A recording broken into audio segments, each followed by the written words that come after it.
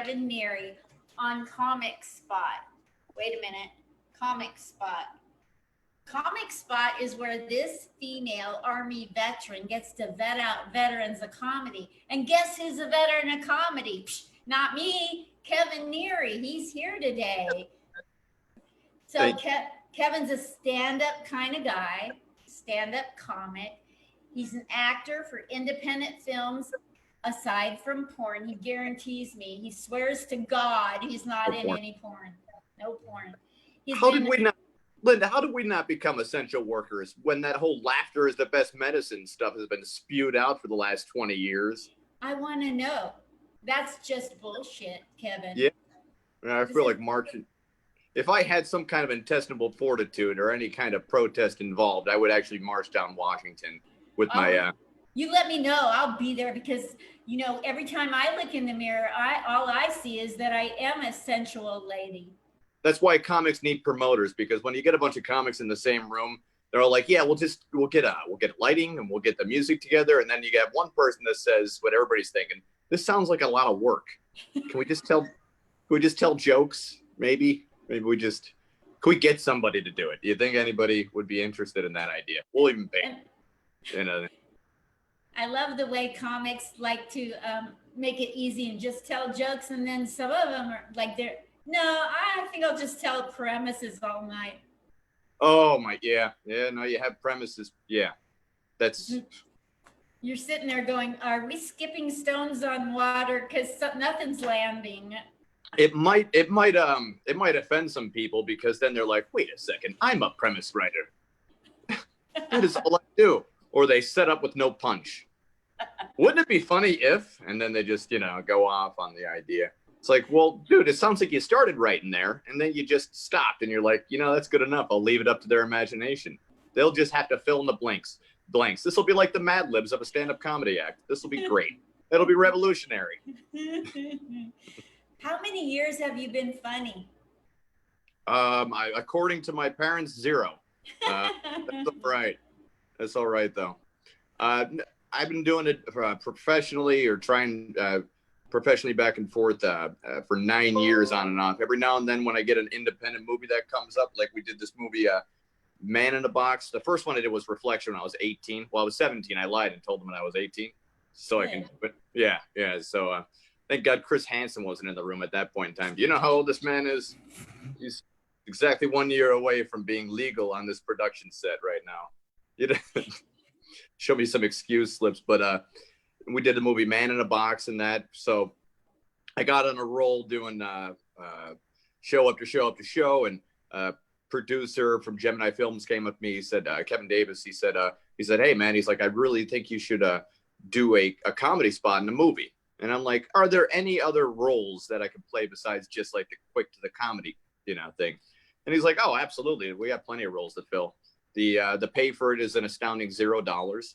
So that's always fun. It's tough to negotiate 0. You could, It's a tough one. You could understand. It's like it's better than how about you pay us for stage time? You ever get one of them? Yeah. Got a lot of bringer shows. Yeah, sure, we can give you stage time. Bring your whole family and your friends, and we'll tape your set, and we'll send it out to some people. Maybe we never know.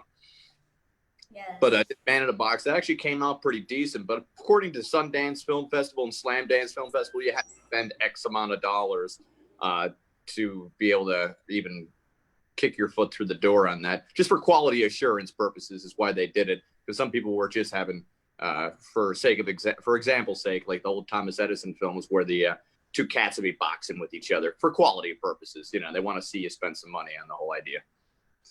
Yes, but, I get it. Wow. So what's the thing you're most proud of with acting? Acting, it ever being seen, to be honest with you. It ever being seen, and we had some local viewings, and I didn't get any awards or anything like that. No Oscars, nothing like that. Obviously, but just the final product being seen, and actually, actually watching myself and thinking like, wow, this actually turned out pretty decent, which Man in the Box did turn out decent. So did Jerks. Didn't even get to be seen by anybody, that was like a comedy. We were working on that for 2 years, and it got 0 people. We couldn't even get into a theater, and it was a premise of guys working at a soda company and then training the new people that they thought were going to take their jobs poorly enough so that way they would have job security, which is a real life situation. If you've ever worked a real job, you're like, are you really just training me like the worst so that way you don't lose your job? Cool. What are you most proud of with comedy other than being super funny naturally? You don't even have to try. You just breathe funny. Thanks. But well, the with comedy, as far as raising money for charities, probably being able to do that. I don't like how the government likes to tax me as if I'm already not redonating any of the salary anyway. So every now, I think they call that getting Willie Nelson, In my day, it was Dixie chicked. Yeah. There you go. I don't even know the comparison. I just like the phrase Dixie chicked. Nobody even knows about the Dixie chick scenario or Nilly Vanilli. The Milli Vanilli, yeah. Girl, it's girl, it's girl, Oh man, these guys are quite the dancers. So. What's your favorite cause to raise money for? Well, everybody, as sad as it sounds, whenever there people already have a staple on a disease, you get what I'm saying there. I don't want to sound terrible, where you have a bunch of we comics. Already ripped up the guy in the wheelchair that stole your website, so I think you're good. Yes, you're right. We've already crossed that line. We're already in no man's land. Continue with your anything goes. But no, yeah, you already have a lot of the comics. They've claimed it's like it gets clickety. As weird as that sounds to the outside world, they get clickety. Like, yo, man, cancer's my disease. Like, okay, so I won't raise money for that one, Or yo, man, stay away from cystic fibrosis. That's us over here. It's like, oh, all right, oh, okay, all right. So sometimes if a family or cheerleading squad needs like some money raised up, we get together for the small charities. This is what we get. We get to bottom pick off of helping people, which is just, as you know, Linda, as you know how many politics go into this thing. When you really don't want to be political, you're just like, oh man, why couldn't you get cancer? Why couldn't you get that cancer fundraiser? It's like, I don't know. By the time I looked through the bin of diseases that I was told not to go to, it was down to the sniffles and a cough. And that's really nothing to laugh at. Oh, shoot fire. Where are some places and people that you've done comedy with that you're just so thankful and so still in awe that you got to do this club, that club, or be on stage around this person? Or are they the ones coming at you saying, I can't believe I was on stage with Kevin Neary? Oh, I always hold ego aside. I never get starstruck. I mean, I've been told like after shows, like, yo, do you know who that was? And I really don't. Like, I was introduced to by other people. They said, oh, you got to see this comedian, Louis C.K. And I'm like, he looks familiar, which he's a funny guy. He got himself caught up in some trouble. And I reread the story over and over and over again, over and over and over again, like thinking to myself, wait a second, why wouldn't you just leave the room? Why wouldn't that be an option? I don't know, I'm just throwing that out there. But yeah, no, I really don't get too starstruck or too much into celebrities and all that nice stuff. I watch Extra just for extra inside edition for entertainment, purposes, as far as like just to watch it, because I realize I don't know who any of these people are. So the terrible things happening in their lives just makes me feel all right. Like, I guess what, Will Smith and Jada Pinkett Smith or she cheated on him or didn't cheat on him or something like that. And I'm thinking to myself, wow, holy crap, his Uncle Phil moment came up there, like, why don't nobody want to love me? Like, oh man, perfect line. So, like she cheated on him, and like silently, girls that are not in relationships are like, yeah, but girls that are married are like, like this could come back to haunt me. I'm going to keep my mouth shut. Yeah, I mean, well, how did she get? I guess she cheated before the quarantine. I was told today that it happened before the quarantine because I was initially thinking. I was talking to a friend of mine, Tony. I said, "How did she get away with it during quarantine? They're all in the same house. That must be a big house." Yeah, so that was weird. It's so like here's what throws me is like Jada Pinkett Smith putting her aside. But let's go back to Louis C.K. I Yeah. think sometimes with people that are going to go crazy, they're going to go Meshuggah, they're going to go bonkers off a cliff, and we didn't see it coming. Like Bernie Madoff took off with everybody's money. We couldn't see that in the word Madoff. It's already in the last name, incorporated, Yeah. And like CK is short for a male part. Okay. And like, why would we not think he's going to expose it? We already shortened it. Of course, he's going to prove it. The guy's got 10 solid minutes on masturbating. Yeah. Okay, with Bill Cosby, big surprise. He doesn't have a half an hour on drugging women. Okay? Doesn't have it. Doesn't have the time. People wouldn't even buy it. I come from the 60s where women, mothers at home would play records backwards to hear the satanic meaning behind things. And like maybe if we play Bill Cosby, Why Is There Air? Maybe there's a clue in. Here, it says it right here in the liner notes. Holy crap, who reads these? We just aren't woke enough for these people.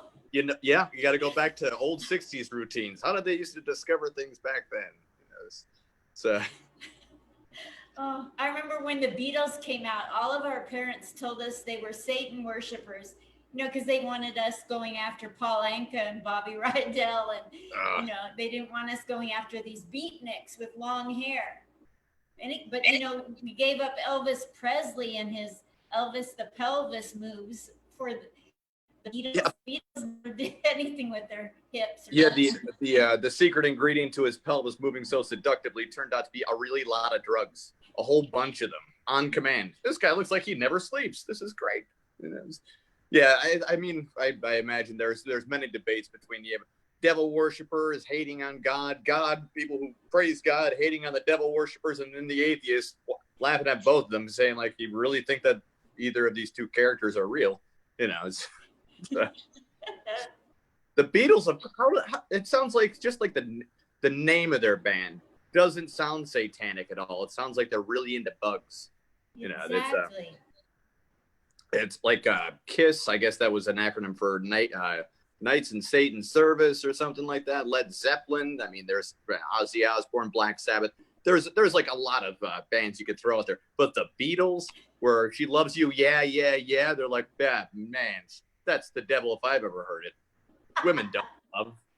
Ask my wife. It's like, yeah, but you hate her. She hates you too. Bourbon, keeping marriages together for 20 years. Longer. So when were you first known to be funny? Well, I remember my first stand-up ever, my first ever open mic. I went there to support my brother, who was hosting up at Wisecrackers up in Scranton, Pennsylvania. If you ever seen The Office, they depict Scranton pretty well. It's just like that. It is exactly like that. So he asked me. He went to comedy school, which is fine. Some people do that. He said, "Hey, Kev," he's like, maybe you want to get up there and do some time. Now, this is a win-win for himself right now. And now that I look back on it, it's a win-win, because if I get up there and I suck, he could just say, oh, well, you should have gone to comedy school. But if I get up there and do great, well, now he's a freaking talent scout. You see, it's a win-win for him. So I'm like, I told him, I said, no, Jack, I'm going to hang back. I'll watch you and I'll support you, buddy. I'm just here to support you. Comes up to me a second time and says like, I don't know, man, maybe you could do like 5 minutes. And I gave him the same answer back. But when he came the third time, I'm like, all right, I'll do 3 minutes. I ended up doing 10 minutes up there. I just wrote down some subject lines and some punches that the story had to eventually come to. And it's actually on YouTube. I put my first one ever out there on YouTube, and then realized that if you do that, people have less reason to come out and see you if you do it too much. Like, yeah, if you because I'm sure you've gotten the question before. Well, what's your comedy like? What kind of jokes do you tell? First, give me all your material, and I'll decide for myself in my head if I want to maybe get off my couch and check it out. In fact, I'll just go on YouTube. I won't come out and then wonder why you don't have any crowds. So I put that one out there, and still looking at myself with the glasses and the hair. Still have a leather jacket on most of the time. Winters in Pennsylvania last longer than the summers. That's why whenever I see somebody in my area wanting to build a pool, it's literally watching dumb in motion. It's like watching somebody in Alaska wait for those 3 days that they can go swimming in a damn pool. Is that why people in Pennsylvania are so chatty? Because they're trying to keep themselves warm by flapping their lip. People in Pennsylvania love to talk. We do have some talkers though, because most of the agoraphobics don't come outside to talk. They're very quiet. The insulos you want to hear from, but especially from the northeastern Pennsylvania area. I mean, they're very opinionated when it comes to things that they have no idea about. But right when they know about it, man, that's when their mouth shuts. They have nothing to say about it. It's all speculation in this area. I was in Philly for 6 months, and you couldn't have a closed-ended question land without getting an essay back. Oh yeah, yeah. Philly's a different monster of its own. I did a couple shows down there before, plenty of times, and I decided one time to interact with a guy that I would call playing homeless. I don't know if he was a real homeless or authentic. There wasn't like a certificate that he came with. I'm not sure. So I was like, hey, buddy, I said, you all right down there? He's like, yeah, I'm good. Do you have a cigarette? And I'm like, oop, I knew that was coming. But I was prepared, Linda. I have a cigarette on me. I was ready for it. I had a Marlboro Menthol 100. I'm like, here you go, buddy. I said, it's a Marlboro Menthol 100. He looks at me like I'm crazy and says, no, I wanted a Newport. And I was like, well, I don't know what to tell you. I don't have it. And he's like, well, I can't smoke that. I'm thinking to myself, man, we were always told when we were kids, beggars can't be choosers. That turned out to be false. That was like, this is the kind of guy that's probably been shown a house before where they're like, well, it's a 1 bedroom, it's 1 bathroom, 1 kitchen, no big deal. Probably like, yeah, you know what? I was looking for a bigger place in a nicer neighborhood. I'll sleep outside tonight. Ridiculous. So that got me infuriated for obvious reasons, because now I have no reason. Now I'm just smoking in front of some guy, looking like the jerk that's smoking in front of the homeless guy. Like, jerk, why don't you give him a cigarette? You should have gave him some money for his cigarettes. Like, I really had to bend over backwards for anything. I tried. I gave it I gave a slight push. I like the way you talked about him having a certificate, and it reminded me of the Cabbage Patch dolls that came out like in the 80s and 90s. And like, that'd be a great idea for homeless people. I think I'd adopt a homeless person if he came with a Cabbage Patch certificate. That would be great. It gives people something to put on their wall, because at the end of the day, they just want to show their friends why they have the person there. Like, yeah, that guy looks a little scruffy around your house there, Linda. Oh, no, he came with a certificate right here, authentic, and we're helping him out. We did something good. And, signed by Donald Trump. What's the problem? Yeah, you could find the same certificate if you peel off the label of a Campbell's soup thing. You just put that on there. They give 5 cents to every soup kitchen. You throw that in a frame. Tell your friends about it. It's a vertical integration of terrible situations right there. We're making our way up. I think everybody should adopt a homeless person and put him on their porch in the front, and then have another one in the back. It would look much better. Yeah, it would look much better than it would keep the cats away, I'm sure, right? Because they're not normally known to have cats. They're more of like a dog type. And it would look cooler than those little statue gnome things holding those little lantern guys. You ever see them? They don't move at all. This guy's an animatronic, basically, or woman. I haven't seen too many homeless women out there. It's I don't know if it's not a thing. I saw one bag lady. She was really bagged out before, like roaming around the dumpster. You looked like you could ask her a riddle and she might know the answer to it. So I tried that one day and it didn't work out so well. She just yelled incoherencies at me, which was great. You know, I'm like, okay, cool. You don't know how many cats, you know. Facebook. You could. I think children should go up to the homeless, especially when they're in the middle of tweaking, and do a story problem. Get the answers to your story problems from the homeless tweakers. There you go. There. Interactive fun. Have it interactive for the kids. I just don't understand how it's just such a solvable problem. You could probably make a game show out of it, where you could put the homeless people on the game show and hook them up with an abandoned building. You know, like a building right here needs someone to live in. Well, you need a building to live in also. Matchmaker kind of thing. Have Chuck Rollery come back from the damn dead. You know, remember he used to have the dating show? And how did the date go? And the guy would always lie, like, I tried serenading her in the song while looking like a much skinnier version of Jeff Gordon with a little mustache thing. And then she's like, oh my God, this was the worst date ever. He's like, oh no, you liked it. And he tries putting his arm around her. She's like, get off me. I'm like, wow, man, I'm watching some fun stuff right here. But I'm pretty sure you can do the same thing with the homeless to a house, you know, because it's just a matchmaker. One needs somebody to live in. Insanity. Instead, the genius lawmakers we do have said that it's illegal. That's trespassing. Somebody owns that piece of crap property over there. They're doing absolutely nothing with. You know, it's off to jail you go. There, problem solved. He now has his own house right now in the jailhouse. We've been able to fit 1/4 of the population of the world into American prisons. So 25% of the world, I could say right now, are probably not having a good time with their human experience. As terrible as that sounds. We are just really ripping through society today. Well, it's a problem-solving effort, right? I mean, you know. Kevin Neary, you're a doll, and you've been so great to come on here. Would you come back on monthly and make me laugh? Oh, absolutely, Linda. You're one of my favorite people I've ever met. I mean, Jesus Lord, you're such the sweetheart, and every single one of your Facebook posts literally make me laugh. Some of them don't, where I'm like, aha, all right, wordplay, you know. But other ones where I'm like, okay, that one's clever. So I'll tell you right now that most people won't tell you. Every single one that I actually do like of your posts, I actually did like it. It's not just a political like, I'm just gonna press the like button. You know, and by the way, Facebook, there's no reason for the angry button. You don't need to spread the negativity around. We get it. If it's a terrible, well, then again, they kind of did need it because there was a lot of misinterpretation going around when you saw some horrible stories out there and people pressed the like button, because then it sounds like they kind of like the horrible story that happened. So maybe it is necessary, just thinking that through. I think we should have had the like and the horrible buttons in a lot of things that happened in history, like, you know, Hitler, for instance. Yeah. He was. Well, I've actually been.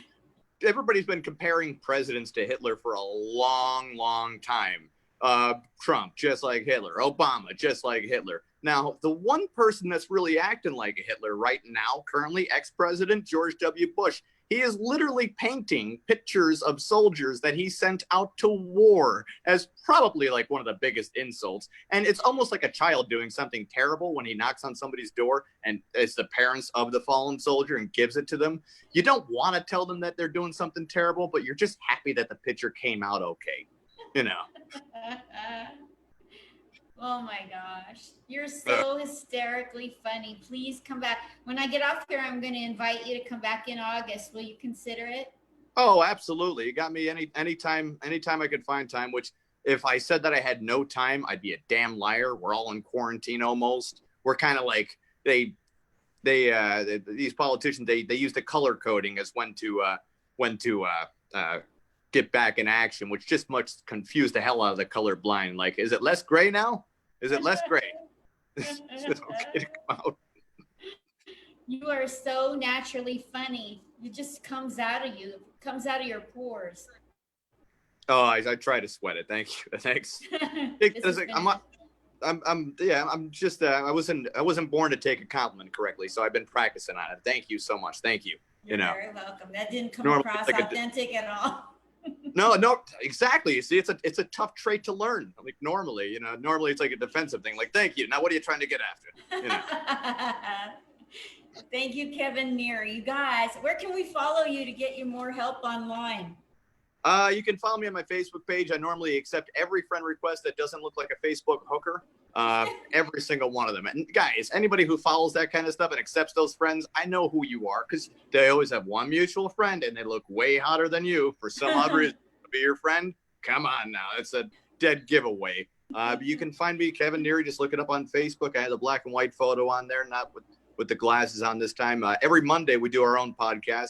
I love and thank you for your support on that podcast. Whenever you can pop in and watch it, we go for like either an hour and a half on the podcast every Monday at 10 o'clock. But you probably see it Tuesday if you wake up early, or if you're an insomniac, you can watch it anytime you'd like, or on a different coast, like you are, on a different coast. What's the name of your podcast, Kevin Neary? It's the Pod Guys podcast. It's myself, Tony Caswell, and we got Sparky on there, and he's kind of Sparky, he's a wild card in his own right, John Nealon. Wow. Yeah, that's every Monday. Yep. 10 Eastern time. Yep. Yeah. 10 Eastern. Yep. You know what really slays me? This is my final thought for you to riff on. How come, I assume people are really smart on the East Coast, they have to be street savvy at least, right? I would hope. Yeah. How come every time I put out a post, I have to do the math for them to tell them what time that is East Coast? Oh, man, that's because we're dumb. We think that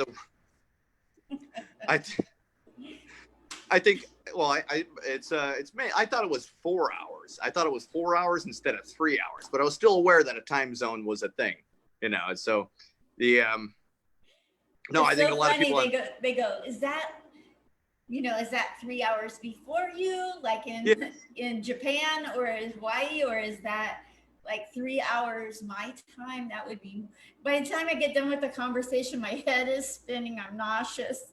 Yeah. Does that mean we time travel and I'm not really talking to the live you, but the future you from my time, and you're younger now and I'm older? What happens? What? That's it's almost, it's one of those tough concepts to continue to try to teach humans, like just imagine in the 1400s where they're like, there's time zones, guys. Wait, hold on now, Fred.